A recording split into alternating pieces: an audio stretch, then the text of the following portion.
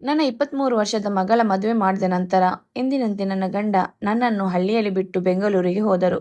ನಾನು ಮತ್ತೆ ಒಬ್ಬಂಟಿಯಾಗಿದ್ದೆ. ನನ್ನ ಗಂಡ ಮಗಳ ಮದುವೆಗೆಂದು ಕೆಲವು ದಿನಗಳ ಹಿಂದೆ ಇಲ್ಲಿಗೆ ಬಂದು ಇದ್ದರು. ಆದರೆ ಮದುವೆಗೆ ತುಂಬ ಬಂಧು ಬಳಗದವರು ಬಂದಿದ್ದರಿಂದ ಗಂಡನ ಜೊತೆ ಒಂಟಿಯಾಗಿ ಕಾಲ ಕಳೆಯುವ ಅವಕಾಶ ಸಿಗಲಿಲ್ಲ. ಕುಸುಮ ನನ್ನ ಸವತಿಯ ಮಗಳು. ನನ್ನ ಮಗಳು ನನಗೆ ಕಾಲ್ ಮಾಡಿದಾಗ ಅವಳು, ಅಮ್ಮ, ನಾನು ಇಲ್ಲಿ ತುಂಬ ಚೆನ್ನಾಗಿದ್ದೇನೆ ಎಂದಳು.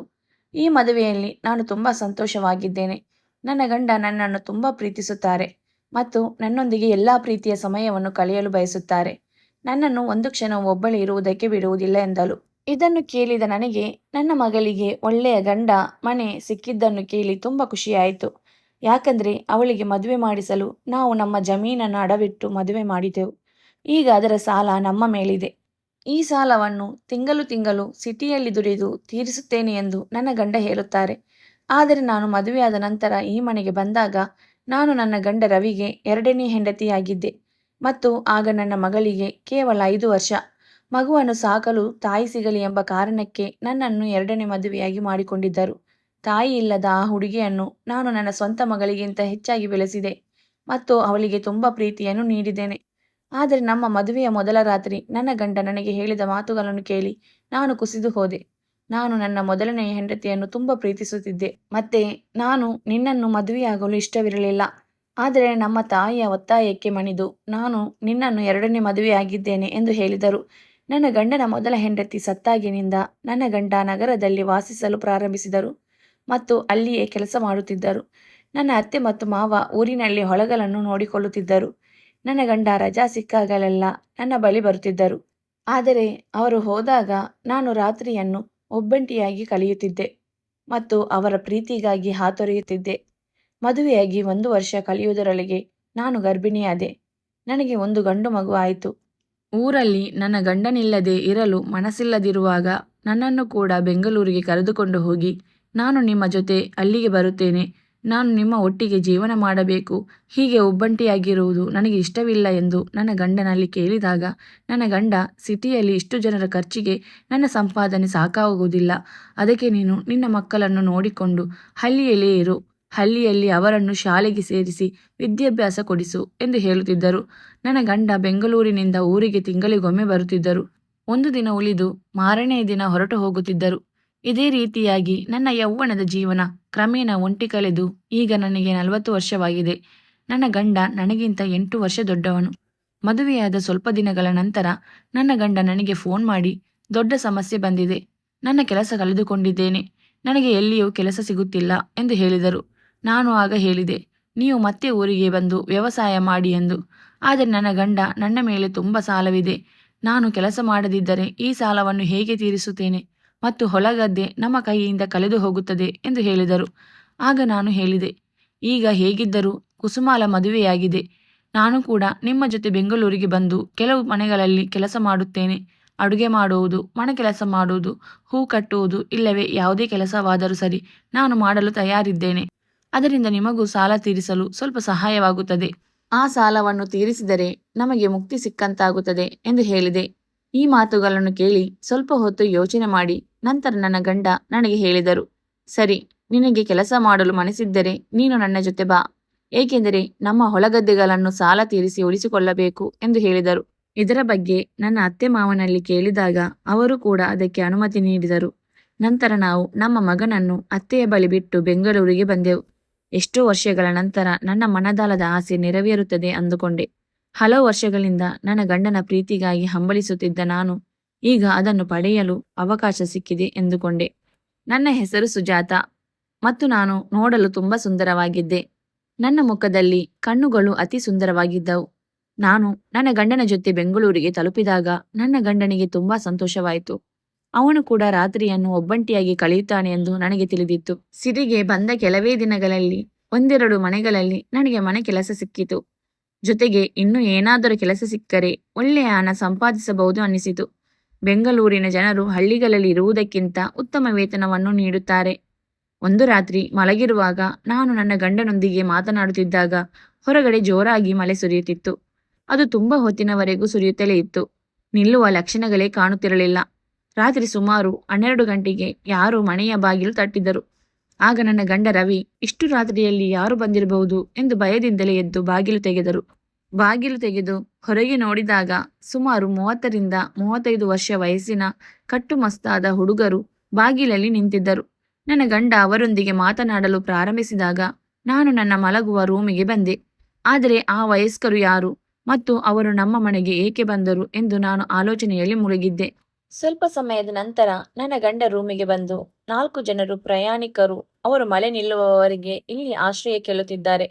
ಆದ್ದರಿಂದ ನನಗೆ ಅವರ ಮೇಲೆ ಕರುಣೆ ಅನುಕಂಪ ಬಂದು ಸರಿ ಆಯ್ತು ಎಂದು ಮನೆಯ ಒಳಗೆ ಕರೆದಿದ್ದೇನೆ ಮತ್ತು ಅವರಿಗೆ ಹೇಳಿದ್ದೇನೆ, ನಮ್ಮ ಈ ಚಿಕ್ಕ ಮನೆಯಲ್ಲಿ ಒಂದೇ ರೂಮು ಇರುವುದು, ಆದ್ದರಿಂದ ನೀವು 4 ಜನ ಅದೇ ರೂಮಿನಲ್ಲಿಯೇ ಮಲಗಬೇಕಾಗುತ್ತದೆ ಎಂದು ಹೇಳಿದ್ದೇನೆ ಎಂದರು.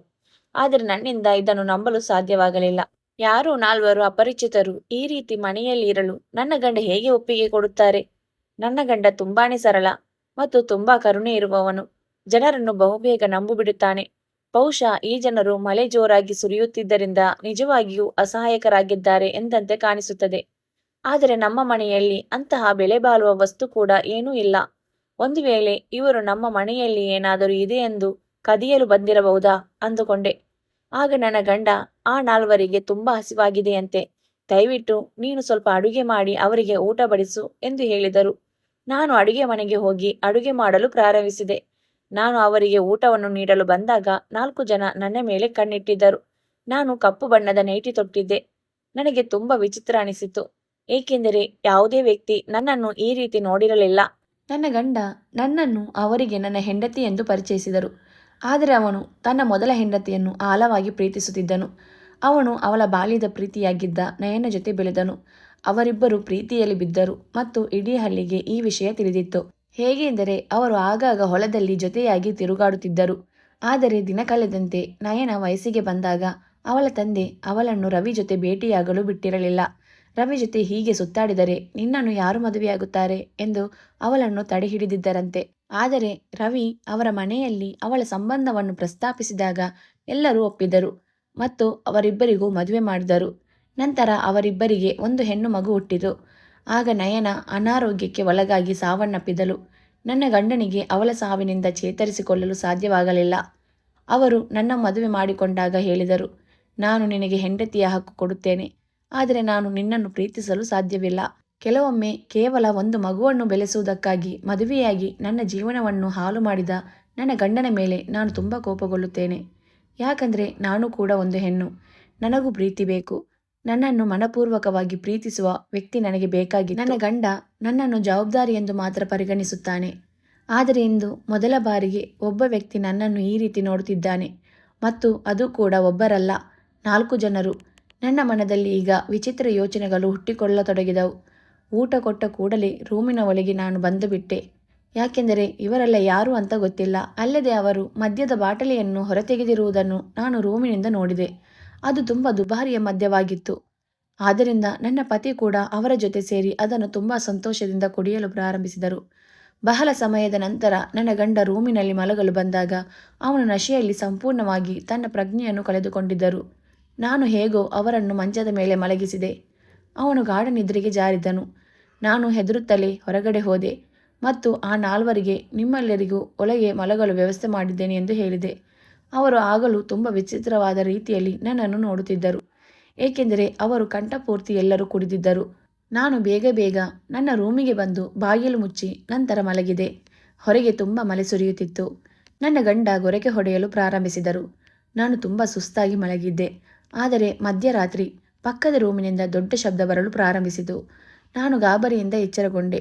ಆದರೆ ನನ್ನ ಗಂಡನಿಗೆ ಅದರ ಬಗ್ಗೆ ಗಮನವಿರಲಿಲ್ಲ ಮತ್ತು ಅವನು ಗಾಢವಾದ ನಿದ್ರೆಯನ್ನು ಮಾಡುತ್ತಿದ್ದ. ನನಗೆ ಅವನನ್ನು ಎಬ್ಬಿಸಬೇಕೆಂದು ಅನಿಸಿತು. ಆದರೆ ಅವನು ಕುಡಿದಿದ್ದಾನೆ ಮತ್ತು ಎಚ್ಚರಗೊಳ್ಳುವುದಿಲ್ಲ ಎಂದು ನನಗೆ ತಿಳಿದಿತ್ತು. ಪಕ್ಕದ ರೂಮಿನಿಂದ ಜೋರಾದ ಗಲಾಟೆ ಶಬ್ದ ಹೆಚ್ಚುತ್ತಲೇ ಇದ್ದುದರಿಂದ ಎದ್ದು ಬಂದು ಇವರು ಕಳ್ಳರೋ ಏನೋ ಎಂದು ನೋಡಬೇಕೆಂದುಕೊಂಡೆ. ನನ್ನ ಪತಿ ಯಾರನ್ನಾದರೂ ನಂಬಬಹುದು, ಆದರೆ ಆ ವ್ಯಕ್ತಿಗಳು ನನಗೆ ಸರಿ ಎನಿಸಲಿಲ್ಲ. ನಾನು ಸುಮಾರು ಅರ್ಧ ಗಂಟೆಗಳ ತನಕ ನನ್ನ ಹಾಸಿಗೆ ಮೇಲೆ ಕುಳಿತಿದ್ದೆ. ನಂತರ ನಾನು ಧೈರ್ಯವನ್ನು ಒಟ್ಟುಗೂಡಿಸಿಕೊಂಡು ನಮ್ಮ ರೂಮಿನ ಬಾಗಿಲು ತೆರೆದೆ. ಮತ್ತೊಂದು ರೂಮಿನ ಕಡೆಗೆ ನಿಧಾನವಾಗಿ ಹೋಗಲು ಪ್ರಾರಂಭಿಸಿದೆ. ಅಲ್ಲಿಂದ ಕಿರುಚುವ ಶಬ್ದ ಜೋರಾಗಿ ಬರುತ್ತಿತ್ತು. ಆಗ ನನಗೆ ನಾನು ಚಿಕ್ಕವಳಿದ್ದಾಗ ನಡೆದ ದುರಂತ ನೆನಪಿಗೆ ಬಂತು. ನಾನು ಚಿಕ್ಕವಳಿದ್ದಾಗ ನಮ್ಮ ಮನೆಗೆ ಬೆಂಕಿ ಬಿದ್ದಿತ್ತು. ನನಗೆ ಆಗ ಅನಿಸಿದಂತೆ ಈಗಲೂ ನನ್ನ ಹೃದಯದೊಳಗೆ ನಾನು ತುಂಬ ಉದ್ವೇಗವನ್ನು ಅನುಭವಿಸುತ್ತಿದ್ದೆ. ಆಗ ನನಗೆ ಕೇವಲ 15 ವರ್ಷ. ನಾನು ಹೊರಗೆ ಆಟವಾಡುತ್ತಿದ್ದೆ. ಮನೆಯೊಳಗೆ ಬೆಂಕಿ ಬಿದ್ದಿರುವುದನ್ನು ಕಂಡಾಗ ಭಯದಿಂದ ನಾನು ಆ ಸ್ಥಳದಿಂದ ಕದಲಲಿಲ್ಲ. ಅಕ್ಕಪಕ್ಕದ ಮನೆಗಳಿಂದ ಯಾರನ್ನೂ ಸಹಾಯಕ್ಕೆ ಕರೆಯಲು ಸಾಧ್ಯವಾಗಲಿಲ್ಲ. ಮುಂದೆ ನಾನು ನನ್ನ ಸ್ಥಳದಲ್ಲಿ ದೃಢವಾಗಿ ನಿಂತಿದ್ದೆ ಮತ್ತು ನನ್ನ ಮನೆಯು ನನ್ನ ಕಣ್ಣ ಮುಂದೆ ಸುಟ್ಟು ಬೂದಿಯಾಯಿತು. ನನ್ನ ಹೆತ್ತವರು ಒಳಗೆ ಇದ್ದರು. ನಮ್ಮದು ಒಂದು ರೂಮಿನ ಮನೆಯಿತ್ತು. ನನ್ನ ತಂದೆ ರಾತ್ರಿಯಲ್ಲಿ ನನ್ನ ತಾಯಿ ಮತ್ತು ನಾನು ಮಲಗುವ ಸ್ಥಳಕ್ಕೆ ಬಂದಾಗ ಅವರು ನನ್ನನ್ನು ಹೊರಹಾಕುತ್ತಿದ್ದರು. ಅವರು ನನ್ನನ್ನು ಏಕೆ ಹೊರಹಾಕಿದರು ಎಂದು ನನಗೆ ಅರ್ಥವಾಗಲಿಲ್ಲ. ಆದರೆ ಬೆಳೆದ ನಂತರ ನನಗೆ ಅರ್ಥವಾಯಿತು. ನಾನು ಚಿಕ್ಕವಳಿದ್ದಾಗ ನಾನು ಇದೇ ರೀತಿ ಒಂದು ಸ್ಥಳದಲ್ಲಿ ನಿಂತು ಹೆದರುತ್ತಿದ್ದೆ ಮತ್ತು ನನ್ನ ಕೈಕಾಲುಗಳು ನಡುಗುತ್ತಿದ್ದವು. ಕೆಲವೊಮ್ಮೆ ಒಳಗಿನಿಂದ ಧ್ವನಿಗಳು ಬರುತ್ತಿದ್ದವು. ನನ್ನ ತಂದೆ ನನ್ನನ್ನು ಕರೆಯುವವರೆಗೂ ಹೊರಗೆ ನಿಲ್ಲುವಂತೆ ಸ್ಪಷ್ಟವಾಗಿ ಹೇಳಿದ್ದರಿಂದ ನಾನು ಒಳಗೆ ಹೋಗುತ್ತಿರಲಿಲ್ಲ.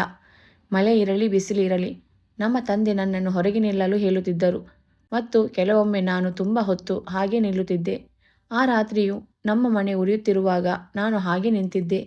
ವಿಷಯ ತಿಳಿದು ಸುತ್ತಮುತ್ತಲಿನವರು ಬಂದು ನೋಡಿದಾಗ ಮನೆ ಸಂಪೂರ್ಣ ಸುಟ್ಟು ಕರಕಲಾಗಿತ್ತು. ಪೋಷಕರು ಸಂಪೂರ್ಣ ಸುಟ್ಟು ಹೋಗಿದ್ದರು. ನಾನು ಸಹಾಯ ಕೇಳಲಾಗದೆ ಅದೇ ಸ್ಥಳದಲ್ಲಿ ನಿಂತು ಬಿಟ್ಟಿದ್ದರಿಂದ ಊರಿನ ಜನರು ನನ್ನ ಮೇಲೆ ಆರೋಪ ಮಾಡಿದ್ದರು. ನಿನ್ನಿಂದಾನೇ ನಿನ್ನ ತಂದೆ ತಾಯಿ ಎಂದು ಸುಟ್ಟು ಹೋದರು ಎಂದು ಊರಿನವರೆಲ್ಲ ನನ್ನನ್ನು ದೂರುತ್ತಿದ್ದರು. ನಾನು ಆಗ ಅನಾಥಳಾಗಿದ್ದೆ. ನನ್ನ ತಾಯಿಯ ಅಣ್ಣ ಅತ್ತಿಗೆ ನನ್ನನ್ನು ತಮ್ಮೊಂದಿಗೆ ಕರೆದುಕೊಂಡು ಹೋದರು. ಆದರೆ ಅವರು ನನ್ನ ಜೀವನವನ್ನೇ ಕಷ್ಟಪಡಿಸಿದ್ದರು. ನನ್ನ ಅತ್ತೆ ಮನೆಯ ಎಲ್ಲ ಕೆಲಸಗಳನ್ನು ನನಗೆ ಮಾಡಲು ಹೇಳುತ್ತಿದ್ದರು ಮತ್ತು ನಾನು ಯಾವುದೇ ಸಣ್ಣ ತಪ್ಪು ಮಾಡಿದರೂ ನನ್ನನ್ನು ತುಂಬ ಹೊಡೆಯುತ್ತಿದ್ದರು. ನಾನು 18 ವರ್ಷದವಳಾಗಿದ್ದಾಗ ಅವರು ನನಗಾಗಿ ಹುಡುಗನ ಹುಡುಕಲು ಪ್ರಾರಂಭಿಸಿದರು. ಆದರೆ ಹುಡುಗರು ವರದಕ್ಷಿಣೆಗಾಗಿ ಬೇಡಿಕೆ ಇಟ್ಟಿದ್ದರಿಂದ ನನಗೆ ಮದುವೆಯಾಗಲು ಸಾಧ್ಯವಾಗಲಿಲ್ಲ. ಅತ್ತೆ ಮಾವನ ಬಳಿ ಹೇಳುತ್ತಿದ್ದಳು, ಮದುವೆಗೆ ನಾನು 1 ಪೈಸೆಯೂ ಖರ್ಚು ಮಾಡುವುದಿಲ್ಲ, ಏಕೆಂದರೆ ಅವಳು ನನ್ನ ಸ್ವಂತ ಮಗಳಲ್ಲ. ಬೇಕಾದರೆ ಈಗಲೇ ಮನೆಯಿಂದ ಹೊರಹಾಕುತ್ತೇನೆ ಎಂದು ಹೇಳುತ್ತಿದ್ದಳು. ಮಾವನು ಏನನ್ನೂ ಹೇಳುತ್ತಿರಲಿಲ್ಲ. ನನ್ನನ್ನು ಬಲವಂತದಿಂದ ಸಹಿಸಿಕೊಳ್ಳುತ್ತಿದ್ದನೇನೋ ಎಂದು ಅನಿಸುತ್ತಿತ್ತು ನನಗೆ. ನಾನು 20 ವರ್ಷ ವಯಸ್ಸಿನವಳಾದಾಗ ಅವರು ನನಗೆ ರವಿ ಜೊತೆ 2ನೆಯ ಸಂಬಂಧವಾಗಿ ಮದುವೆ ಮಾಡಿದರು. ಇನ್ನು ಸುಮಿತ್ಗೆ ಮೊದಲೇ ಮದುವೆಯಾಗಿ 1 ಹೆಣ್ಣು ಮಗು ಇತ್ತು. ಆ ಮಗುವನ್ನು ನೋಡಿಕೊಳ್ಳಲು ಒಬ್ಬ ತಾಯಿ ಬೇಕಾಗಿತ್ತು. ಅದಕ್ಕಾಗಿಯೇ ರವಿ ನನ್ನನ್ನು ವರದಕ್ಷಿಣೆ ಇಲ್ಲದೆ ಮದುವೆಯಾಗಲು ಒಪ್ಪಿಕೊಂಡರು. ನನ್ನ ಅತ್ತೆಯು ನನಗೆ ನೀನು ಗಂಡನ ಮನೆಯಲ್ಲಿ ಹೇಗಾದರೂ ಇರು, ಆದರೆ ನಮ್ಮ ಮನೆಗೆ ಮಾತ್ರ ಹಿಂತಿರುಗಿ ಬರಬೇಡ ಎಂದು ಹೇಳಿದ್ದರು. ಏಕೆಂದರೆ ನಾವು ಇನ್ನು ಮುಂದೆ ನಿನ್ನ ಜವಾಬ್ದಾರಿಯನ್ನು ತೆಗೆದುಕೊಳ್ಳುವುದಿಲ್ಲ ಎಂದು. ಮತ್ತು ನಾನು ನನ್ನ ಜೀವನದುದ್ದಕ್ಕೂ ಭಯದಲ್ಲಿಯೇ ಇದ್ದೆ. ನನಗೆ ಯಾರ ವಿರುದ್ಧವೂ ಧ್ವನಿ ಎತ್ತಲು ಸಾಧ್ಯವಾಗಲಿಲ್ಲ. ಮದುವೆಯಾದ ಮೇಲೂ ಅತ್ತೆ ಮಾವ ಏನೇ ಹೇಳಿದರೂ ನಾನು ತಲೆ ಬಗ್ಗಿಸಿ ಗಂಡ ಹೇಳಿದ್ದನ್ನೆಲ್ಲ ಪಾಲಿಸುತ್ತಿದ್ದ ನಾನು ಇವತ್ತು ಇನ್ನೊಂದು ರೂಮಿನಿಂದ ಬರುತ್ತಿರುವ ಸದ್ದು ಕೇಳಿ ತುಂಬ ಭಯಗೊಂಡೆ. ನನಗೇನೋ ಅನಾಹುತ ಆಗಲಿದೆ ಎಂದು ಅನಿಸುತ್ತಿತ್ತು. ಆದರೂ ಒಳಗಿನ ಕಿರುಚಾಟ ಕೇಳಲಾಗದೆ ಬಾಗಿಲನ್ನು ನಿಧಾನವಾಗಿ ಸ್ವಲ್ಪ ತಳ್ಳಿ ಒಳಗೆ ಇಣುಕಿ ನೋಡಿದಾಗ ನನಗೆ ಕಾಲ ಕೆಳಗಿನ ನೆಲ ಸೀಳಿದಂತೆ ಅನುಭವವಾಯಿತು. ನಾನು ಅದನ್ನು ನೋಡಿ ಬೆಚ್ಚಿಬಿದ್ದೆ. ಬಹುಶಃ ಇಂದು ನನ್ನ ಜೀವನದ ಅತ್ಯಂತ ಕೆಟ್ಟ ದಿನ ಎಂದು ನಾನು ಅಂದುಕೊಂಡೆ. ಅಂತಹ ಭಯಾನಕ ದೃಶ್ಯವನ್ನು ನಾನು ಹಿಂದೆಂದೂ ನೋಡಿರಲೇ ಇಲ್ಲ. ನನ್ನ ತಾಯಿ ಮತ್ತು ತಂದೆ ದೇಹಗಳು ಸುಟ್ಟು ಹೋಗಿದ್ದಾಗ ಮನೆಯೆಲ್ಲ ಪೂರ್ತಿ ಕಪ್ಪಾಗಿತ್ತು. ಆದರೆ ಈಗ ಈ 4 ಇರುವ ರೂಮಿನ ಬಣ್ಣವು ಸಂಪೂರ್ಣವಾಗಿ ಕೆಂಪು ಬಣ್ಣಕ್ಕೆ ತಿರುಗಿತು. ರೂಮಿನ ಒಳಗಿದ್ದ 3 ಕಣ್ಣುಗಳು ನನ್ನ ಮೇಲೆ ಬಿದ್ದವು. ಒಬ್ಬ ವ್ಯಕ್ತಿ ಬೇಗ ನನ್ನ ಬಳಿಗೆ ಬಂದು ನನ್ನನ್ನು ಒಳಗೆ ಎಳೆದುಕೊಂಡು ಬಾಗಿಲು ಮುಚ್ಚಿದನು. ಈ 3 ನನಗೆ ಏನಾದರೂ ಕೆಟ್ಟದ್ದನ್ನು ಮಾಡುತ್ತಾರೆ ಎಂದು ನಾನು ತುಂಬ ಹೆದರುತ್ತಿದ್ದೆ. ಅವರು ನನ್ನನ್ನು ನೋಡಿದ ತಕ್ಷಣ ವಿಚಿತ್ರವಾಗಿ ಆಡತೊಡಗಿದರು ಮತ್ತು ನನ್ನ ಹತ್ತಿರ ಬರಲು ಪ್ರಾರಂಭಿಸಿದರು. ನನ್ನ ಗಂಟಲು ಒಣಗಲು ಪ್ರಾರಂಭಿಸಿತು ಮತ್ತು ಭಯದಿಂದ ನನ್ನ ಧ್ವನಿಯು ನಿಂತು ಹೋಯಿತು. ಈ 3 ಜನ ತನ್ನ ಸಹಚರನನ್ನೇ ಕೊಂದು ಹಾಕಿದ್ದರು. ಆ ಮೃತದೇಹ ರಕ್ತದಲ್ಲಿ ನೆನೆದು ರೂಮಿನಲ್ಲಿ ಮಲಗಿತ್ತು. ಈಗ ಉಳಿದ 3 ಜನರು ನನ್ನನ್ನು ಜೀವಂತ ಬಿಡದಿರಬಹುದು ಎಂದು ಭಯವಾಯಿತು. ಜೊತೆಗೆ ನನ್ನ ಕೈಕಾಲುಗಳಿಗೆ ರಕ್ತ ಅಂಟಿತ್ತು. ಇವರ ಜೊತೆಗೆ ನಾನು ಕೊಲೆಗೆ ಸಾಕ್ಷಿ ಆಗುತ್ತೇನೆ ಎಂದು ತುಂಬ ಹೆದರಿದೆ. ಈ 3 ಸೇರಿ ಅವನನ್ನು ಕೊಂದಿರಬಹುದು ಎಂದು ಯೋಚಿಸುತ್ತಿದ್ದಾಗ ಒಬ್ಬ ವ್ಯಕ್ತಿ ನನ್ನನ್ನು ಎತ್ತಿಕೊಂಡು ನೇರವಾಗಿ ಹಾಸಿಗೆ ಮೇಲೆ ಎಸೆದಿದ್ದನು. ಆಗ ನಾನು ಇನ್ನೂ ಭಯಭೀತಲಾಗಿ ಹೋದೆ. ಇವರು ನನ್ನನ್ನು ಕೊಲ್ಲುತ್ತಾರೆ ಎಂದು ನಾನು ಭಾವಿಸಿದೆ. ಆದರೆ ಅವರು ಹಾಗೆ ಏನೂ ಮಾಡಲಿಲ್ಲ. ಅವರು ತಮ್ಮ ಜಾಕೆಟ್ಗಳನ್ನು ತೆಗೆಯಲು ಪ್ರಾರಂಭಿಸಿದರು ಮತ್ತು ಅದರ ನಂತರ ನನಗೆ ಏನಾಯಿತು ಎಂದರೆ ರಾತ್ರಿ ಇಡೀ ನನ್ನ ಕಿರುಚಾಟ ಪ್ರತಿಧ್ವನಿಸಿತು. ನನ್ನ ಜೀವನದುದ್ದಕ್ಕೂ ನಾನು ಹಂಬಲಿಸುತ್ತಿದ್ದೇನೆ. ನನ್ನ ಮುಖದ ಭಾವ ಬದಲಾಗುತ್ತಿತ್ತು. ಕೆಲವೊಮ್ಮೆ ಭಯದಿಂದ ನಾನು ಚಲಿಸಲು ಸಾಧ್ಯವಾಗಲಿಲ್ಲ ಮತ್ತು ಕೆಲವೊಮ್ಮೆ ನನಗೆ ಎಲ್ಲವೂ ಚೆನ್ನಾಗಿ ಅನಿಸುತ್ತಿತ್ತು. ನನ್ನ ಹೃದಯ ಮತ್ತು ಮನಸ್ಸು ನಿಯಂತ್ರಿತವಾಯಿತು. ಕೆಲವೊಮ್ಮೆ ನಾನು ಅಳುತ್ತೇನೆ, ಕೆಲವೊಮ್ಮೆ ನೋವು ಅನುಭವಿಸಿದೆ ಮತ್ತು ಕೆಲವೊಮ್ಮೆ ನನ್ನನ್ನು ಉಳಿಸಿಕೊಳ್ಳಲು ಏನಾದರೂ ಮಾಡಬೇಕು ಎಂದು ನಾನು ಭಾವಿಸಿದೆ. ಆದರೆ ನಾನು ಆ ಸಮಯದಲ್ಲಿ ತುಂಬಾ ಅಸಹಾಯಕಳಾಗಿದ್ದೆ. ಏಕೆಂದರೆ ನಾನು ಆ 3 ದೈತ್ಯ ಯುವಕರಲ್ಲಿ ಬಂದಿಯಾಗಿದ್ದೆ. ಅವರಿಂದ ಬಿಡಿಸಿಕೊಳ್ಳುವುದು ತುಂಬ ಕಷ್ಟದ ಮಾತಾಗಿತ್ತು. ಇನ್ನೊಂದು ಕಡೆ ನನ್ನ ಮನಸ್ಸು, ನಾನು ಇವರನ್ನು ನಿರಾಕರಿಸಿದರೆ ಇವರು ನನ್ನನ್ನು ಕೊಲ್ಲುತ್ತಾರೆ ಎಂದು ತಿಳಿದುಕೊಂಡೆ. ಏಕೆಂದರೆ ಈ 3 ಸೇರಿ ಈಗಾಗಲೇ ಒಬ್ಬನನ್ನು ಕೊಂದಿದ್ದಾರೆ. ಆದ್ದರಿಂದ ತುಂಬ ಭಯಗೊಂಡೆ. ಇದಾದ ನಂತರ ಒಬ್ಬ ವ್ಯಕ್ತಿ ಎದ್ದು ಸತ್ತು ಮಲಗಿದ್ದ ಆ ಶವಕ್ಕೆ ಹೊದಿಕೆ ಸುತ್ತಿ ಅದನ್ನು ಎತ್ತಿಕೊಂಡು ಮನೆಯಿಂದ ಹೊರಗೆ ಹೋಗಿ ಶವವನ್ನು ತನ್ನ ಕಾರಿನಲ್ಲಿ ಬಚ್ಚಿಟ್ಟುತ್ತಾನೆ. ನಂತರ ಇಬ್ಬರು ಒಟ್ಟಾಗಿ ಕೊಠಡಿಯನ್ನು ಸ್ವಚ್ಛಗೊಳಿಸಲು ಪ್ರಾರಂಭಿಸಿದರು. ರಕ್ತದ ಕಲೆಗಳನ್ನು ತೆಗೆದುಹಾಕಿದರು ಮತ್ತು 3ನೆಯ ವ್ಯಕ್ತಿ ನನ್ನೊಂದಿಗೆ ಇದ್ದನು ಮತ್ತು ನನ್ನನ್ನು ನೋಡಿಕೊಳ್ಳಲು ಪ್ರಾರಂಭಿಸಿದರು. ಏಕೆಂದರೆ ಈ 3 ಮಾಡಿದ ಅಪರಾಧವನ್ನು ನಾನು ತಿಳಿದಿರುವ ಏಕೈಕ ಸಾಕ್ಷಿಯಾಗಿದ್ದೆ. ಎಲ್ಲವೂ ಶುಚಿಯಾಗಿ ಅಚ್ಚುಕಟ್ಟಾದಾಗ 3 ಮತ್ತೆ ನನ್ನ ಬಳಿಗೆ ಬಂದರು. ನಾನು ಕಿರಿಚಿಕೊಂಡರೆ ಬಹುಶಃ ನನ್ನ ಗಂಡ ರೂಮಿನಿಂದ ಬಂದು ನನ್ನನ್ನು ರಕ್ಷಿಸುತ್ತಾನೆ ಎಂದು ಭಾವಿಸಿದೆ. ಆದರೆ ಈ 3 ಈಗಾಗಲೇ 1 ಕೊಲೆ ಮಾಡಿದ್ದಾರೆ. ನನ್ನ ಮತ್ತು ನನ್ನ ಗಂಡನನ್ನು ಸಹ ಕೊಂದು ಬಿಡಬಹುದು. ಏಕೆಂದರೆ 1 ಕೊಲೆ ಮಾಡಿದರೂ 3 ಕೊಲೆ ಮಾಡಿದರೂ ಒಂದೇ ಶಿಕ್ಷೆ ಇರುತ್ತದೆ ಎಂದು ಸುಮ್ಮನಾದೆ. ಅದರ ನಂತರ ಏನಾಯಿತು ಎಂದು ನನಗೆ ತಿಳಿಯಲಿಲ್ಲ. ಆದರೆ ಬೆಳಗ್ಗೆ ನನ್ನ ಗಂಡ ನನ್ನನ್ನು ಕರೆಯಲು ಪ್ರಾರಂಭಿಸಿದಾಗ ನಾನು ತುಂಬ ಉದ್ವೇಗಗೊಂಡಿದ್ದೆ.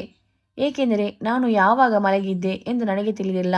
ನನ್ನ ಗಂಡ ನನ್ನನ್ನು ಈ ಸ್ಥಿತಿಯಲ್ಲಿ ನೋಡಿದರೆ ಅವನು ನನಗೆ ವಿಚ್ಛೇದನ ನೀಡುತ್ತಾನೆ. ಅದು ಅಲ್ಲದೆ ಅಪರಿಚಿತರು ಮಲಗಿದ್ದ ರೂಮಿನಲ್ಲಿ ಇದ್ದೇನೆ ಎಂದು ನಿಧಾನವಾಗಿ ಕಣ್ಣು ತೆರೆದಾಗ ನಾನು ನನ್ನ ರೂಮಿನಲ್ಲಿಯೇ ಮಲಗಿದ್ದೆ ಮತ್ತು ನನ್ನ ದೇಹದ ಮೇಲೆ ನಾನು ಧರಿಸಿದ್ದ ಅದೇ ಕಪ್ಪು ನೈಟಿ ಇತ್ತು. ನನ್ನ ಸುತ್ತಲೂ ಲಕ್ಷಾಂತರ ರೂಪಾಯಿ ನೋಟುಗಳು ಬಿದ್ದಿದ್ದವು. ಅಷ್ಟರಲ್ಲಿ ಆ ಅಪರಿಚಿತ ವ್ಯಕ್ತಿಗಳು ಹೊರಟು ಹೋಗಿದ್ದರು. ನನ್ನ ಗಂಡ, ತುಂಬ ಹೊತ್ತು ಮಲಗಿದ್ದೀಯಾ, ಇವತ್ತು ಕೆಲಸಕ್ಕೆ ಹೋಗಬೇಕಲ್ಲವೇ ಎಂದರು. ನನಗೆ ಏನು ಹೇಳಬೇಕೆಂದು ಅರ್ಥವಾಗಲಿಲ್ಲ. ನಂತರ ನನ್ನ ಗಂಡ ಹೇಳಿದ, ಆ ಹುಡುಗರು ಹೋಗುವಾಗ ನಮಗೆ 5 ಲಕ್ಷ ಕೊಟ್ಟರು ಎಂದು ಹೇಳಿದರು. ಇದನ್ನು ಕೇಳಿದ ನಂತರ ನನಗೆ ನಂಬಲಾಗಲಿಲ್ಲ. ನನ್ನ ಗಂಡ ಯಾವುದೇ ಹಣವನ್ನು ತೆಗೆದುಕೊಳ್ಳಲು ಬಯಸುವುದಿಲ್ಲ. ಆದರೆ ನಾವು ಆ ಜನರಿಗೆ ಸಹಾಯ ಮಾಡಿದ್ದೇವೆ. ಅದರ ಪ್ರತಿಯಾಗಿ ಅವರು ನಮಗೆ ಸಹಾಯ ಮಾಡಲು ಬಯಸಿದ್ದರು ಎಂದು ಹೇಳಿದರು. ಆಗ ನನಗೆ ಅನಿಸುತ್ತಿತ್ತು, ಹಣಕ್ಕಾಗಿ ಅವರು ತನ್ನ ಸಹಚರನನ್ನು ಕೊಲೆ ಮಾಡಿದ್ದಾರೆ ಎಂದು. ಆಶ್ಚರ್ಯವಾಯಿತು. ಅವರು ಯಾಕೆ ನಮಗೆ ದುಡ್ಡು ಕೊಟ್ಟರು? ಆ ರಾತ್ರಿ ಅವರು ನನಗೆ ಏನು ಮಾಡಿದರು? ಅಥವಾ ನಾನು ನೋಡಿದ ಕೊಲೆಯ ಬಗ್ಗೆ ಯಾರಿಗೂ ಹೇಳಬಾರದೆಂದು ನನ್ನ ಬಾಯಿ ಮುಚ್ಚಲು ಹೀಗೆ ಮಾಡಿದರಾ ಎಂದು ಯೋಚಿಸುತ್ತಿದ್ದಾಗ ನನ್ನ ಪತಿ, ನಾನು ಈ ಹಣವನ್ನು ಬ್ಯಾಂಕಿಗೆ ಹಾಕುತ್ತೇನೆ, ಇದರಿಂದ ನಮ್ಮ ಸಾಲ ತೀರುತ್ತದೆ, ನೀನು ಕೆಲಸಕ್ಕೆ ಹೋಗು ಎಂದು ಹೇಳಿದರು. ಗಂಡ ಹೋದ ತಕ್ಷಣ ನಾನು ಅಳಲು ಶುರು ಮಾಡಿದೆ. ನನಗೆ ಏನಾಯಿತು ಅಂತ ತಕ್ಷಣ ಎದ್ದು ಬೇರೆ ರೂಮಿಗೆ ಹೋಗಿ ಬಟ್ಟೆ ಹಾಕಿಕೊಂಡು ಅಂಗಡಿಗೆ ಹೋದೆ. ನಾನು ಕೋಣೆಯನ್ನು ಸ್ವಚ್ಛಗೊಳಿಸಲು ವಿವಿಧ ರಾಸಾಯನಿಕಗಳನ್ನು ಖರೀದಿಸಿದೆ. ನಂತರ ನಾನು ರಕ್ತದ ಕಲೆಗಳು ಇರುವ ಕೊಠಡಿಯನ್ನು ಸಂಪೂರ್ಣವಾಗಿ ಉಜ್ಜಿದೆ. ಬೆಡ್ಶೀಟ್ ಕೂಡ ಚೆನ್ನಾಗಿ ತೊಳೆದಿದ್ದೆ. ಇಡೀ ಮನೆಯನ್ನು ಚೆನ್ನಾಗಿ ಶುಚಿಗೊಳಿಸಿದ ನಂತರ ನನಗಾಗಿ ಅಡಿಗೆ ಮಾಡಲು ಪ್ರಾರಂಭಿಸಿದೆ. ಅಷ್ಟೊತ್ತಿಗಾಗಲೇ ನನ್ನ ಗಂಡ ಬಂದು, ನೀನು ಯಾಕೆ ಇನ್ನು ಕೆಲಸಕ್ಕೆ ಹೋಗಿಲ್ಲ ಅಂತ ಕೇಳಿದರು. ಆಗ ನಾನು, ನನಗೆ ಹುಷಾರಿಲ್ಲ, ನಡೆಯಲು ಆಗುತ್ತಿಲ್ಲ, ಮೈಯೆಲ್ಲ ನೋಯುತ್ತಿದೆ, ಒಳಗೊಳಗೆ ತುಂಬ ಭಯವಾಗುತ್ತಿದೆ ಎಂದು ಹೇಳಿದೆ. ಆದರೆ ಮುಂದಿನ ಕ್ಷಣದಲ್ಲಿ ನನ್ನ ಗಂಡ ಇನ್ನೊಂದು ರೂಮಿಗೆ ಹೋಗಿ ನನ್ನನ್ನು ಕೂಗಲು ಪ್ರಾರಂಭಿಸಿದನು. ನನ್ನ ಗಂಡನಿಗೆ ಏನಾದರೂ ಕೊಲೆ ವಿಷಯ ಗೊತ್ತಾಯ್ತಾ ಎಂದು ನಾನು ತುಂಬ ಹೆದರುತ್ತಾ ನಾನು ಅವರ ಬಳಿಗೆ ಬಂದಾಗ ಅವರು ಹೇಳಿದರು, ಈಗ ನೀನು ಯಾವುದೇ ಕೆಲಸ ಮಾಡಬೇಕಾಗಿಲ್ಲ ಎಂದರು. ಆಗ ನನ್ನ ಹೃದಯ ಬಡಿತವು ತುಂಬ ವೇಗವಾಯಿತು. ಭಯದಿಂದಲೇ ಯಾಕೆ ಎಂದು ಕೇಳಿದೆ. ನಾನು ಈ ರೂಮನ್ನು ಹೋಮ್ ಸ್ಟೇ ಮಾಡಲು ಯೋಚಿಸಿದ್ದೇನೆ ಎಂದು ಹೇಳಿದರು. ನಾನು ಈ ರೂಮಿನ ಚಿತ್ರವನ್ನು ತೆಗೆದುಕೊಂಡು ಅದನ್ನು ಇಂಟರ್ನೆಟ್ನಲ್ಲಿ ಪೋಸ್ಟ್ ಮಾಡುತ್ತೇನೆ ಮತ್ತು ಆನ್ಲೈನ್ನಲ್ಲಿ ಬುಕ್ಕಿಂಗ್ ಮಾಡುವ ಮೂಲಕ ಯಾವುದೇ ವ್ಯಕ್ತಿ ರಾತ್ರಿ ಈ ಕೋಣೆಯಲ್ಲಿ ಉಳಿಯಬಹುದು ಮತ್ತು ನೀವು ಅವರಿಗೆ ಆಹಾರವನ್ನು ಬೇಯಿಸಿ ನೀಡಬಹುದು. ಇದಕ್ಕಾಗಿ ನಾವು ಉತ್ತಮ ಮೊತ್ತವನ್ನು ವಿಧಿಸುತ್ತೇವೆ. ಆದ್ದರಿಂದ ನಾವಿಬ್ಬರು ಕೆಲಸ ಮಾಡುವ ಅಗತ್ಯವಿಲ್ಲ ಮತ್ತು ನಾವು ಈ ವ್ಯವಹಾರವನ್ನು ನಡೆಸುತ್ತೇವೆ ಎಂದು ಹೇಳಿದರು. ಇದನ್ನು ಕೇಳಿ ನನಗೆ ಎದೆ ಬಡಿತ ಜೋರಾಗಿ ಬಡಿದುಕೊಳ್ಳಲು ಶುರು ಮಾಡಿತು. ಸುನಾಮಿಯೇ ಬಂದು ಅಪ್ಪಳಿಸಿದಂತಾಯಿತು. ಮತ್ತೆ ನಾನು ಈ ರಾತ್ರಿ ಕೂಡ ಯೋಚನೆಯಲ್ಲಿ ಮುಳುಗಿದೆ. ನನಗೆ ಏನಾಯಿತು ಮತ್ತು ನಾನು ನನ್ನ ಹೃದಯದಲ್ಲಿ ಹುದುಗಿಕೊಂಡಿದ್ದ ಒಂದು ಕೊಲೆಗೆ ಸಾಕ್ಷಿಯಾಗಿದ್ದೆ ಮತ್ತು ನನ್ನ ವಿರುದ್ಧ ಅಪರಾಧ ನಡೆದಿದೆ. ಈಗ ಪೊಲೀಸರು ನನ್ನನ್ನು ಹುಡುಕಿಕೊಂಡು ನಮ್ಮ ಮನೆಗೆ ತಲುಪಬಹುದು ಮತ್ತು ನನ್ನ ಜೀವನ ಬೂದಿಯಾಗುತ್ತದೆ ಎಂಬ ಭಯದಲ್ಲಿ ನಾನು ದಿನಗಳನ್ನು ನಡೆಸಬೇಕಾಗಿತ್ತು. ಬಹುಶಃ ನಾನು ಪೊಲೀಸರಿಗೆ ಹೋಗಿ ಎಲ್ಲ ಸತ್ಯವನ್ನು ಹೇಳಬೇಕು ಎಂದುಕೊಂಡೆ. ಆದರೆ ನನಗೆ ಏನಾಯಿತು ಎಂದು ಮನೆಯಲ್ಲಿ ಮತ್ತು ಸಮಾಜಕ್ಕೆ ತಿಳಿದರೆ ನಾನು ಹೇಗೆ ಬದುಕಲು ಸಾಧ್ಯ? ಬಹುಶಃ ಸತ್ತವನು ನ್ಯಾಯಕ್ಕಾಗಿ ಕಾಯುತ್ತಿರಬಹುದು, ಆದರೆ ನನಗೂ ಅನ್ಯಾಯವಾಗಿದೆ. ಈ ಕತೆ ಇಲ್ಲಿಗೆ ಮುಕ್ತಾಯವಾಗುತ್ತದೆ. ಕತೆ ಇಷ್ಟವಾಗಿದ್ದಲ್ಲಿ ಲೈಕ್ ಆ್ಯಂಡ್ ಸಬ್ಸ್ಕ್ರೈಬ್ ಮಾಡಲು ಮರೆಯಬೇಡಿ. ಧನ್ಯವಾದ.